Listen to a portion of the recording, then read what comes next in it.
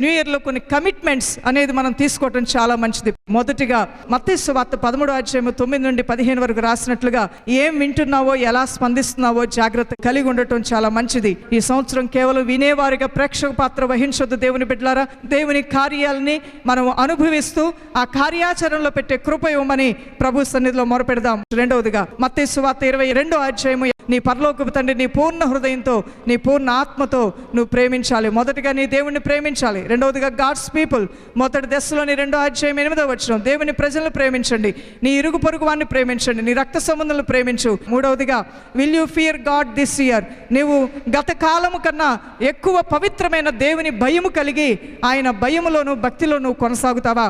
కేవలం శరీరమును చంపు వారికి భయపడవద్దు, కానీ ఆత్మ శరీరం ఎవరి స్వాధీనంలో ఉందో ఆ దేవునికి మిక్కిలి భయపడమన్నాడు. కాబట్టి దేవునికి భయపడి జీవించటం వల్ల నీ జీవితంలో ఎక్కువ దీవెనలు ఈ సంవత్సరం పొందుకోగలుగుతావు. నాలుగవదిగా ఈ నూతన సంవత్సరంలో దైవజనమ సత్యం కొరకు నిలబడినప్పుడు ఎవరు నేను పొగడకపోయినా భయపడవద్దు, బాధపడవద్దు. సత్యము దేవుడై ఉన్నాడు. నేనే సత్యము, మార్గము, జీవం అని సెలవిస్తున్నాడు. సత్యము కోసం నువ్వు నిలబడినప్పుడు అసత్యములో ఉన్న వారిని కూడా ఆ దేవాతి దేవుడు నీ భక్తి, నీ విశ్వాసం, నీ ప్రార్థన, నీ సమర్పణ ద్వారా నీ ఇంటి వారందరినీ రక్షించుకోబోతున్నాడు. ఐదవదిగా దేవుని కోసం ఈ సంవత్సరం కనిపెట్టుకొని ఉండండి.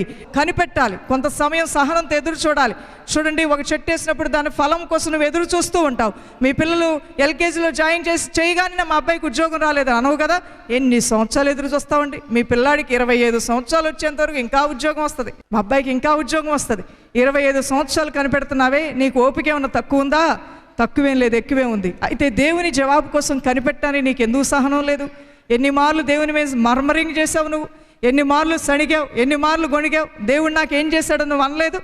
వద్దు దేవుని బిడ్డ, ఈ సంవత్సరం ఆ విధంగా నువ్వు చేయవద్దు.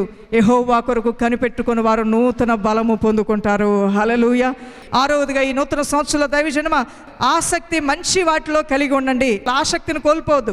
ఆసక్తి అనేది నీకు శ్వాసలాగా ఉంటుంది. దేని మీద నీకు ఆసక్తి ఉంటే అది చేయాలని తపన, నువ్వు ప్రయత్నం చేస్తే అవి ఫలిస్తూ ఉంటాయి. ఏడవదిగా బాధ్యతలు మర్చిపోవద్దు. బాధ్యత, ఒక తండ్రిగా ఉండే ఆ యొక్క కృప నీకు ఇచ్చాడంటే తండ్రి బాధ్యత నెరవేర్చే సామర్థ్యం ఇచ్చాడు. ఒక తల్లిగా నువ్వు ఉన్నావంటే తల్లి బాధ్యత నెరవేర్చే ఆ సామర్థ్యం దేవుడు నీకు ఇచ్చాడు. ఒక ప్రిన్సిపల్గా దేవుడు నేను పెట్టాడంటే ప్రిన్సిపల్ బాధ్యతలు నిర్వర్తించే సామర్థ్యం ఇచ్చాడు.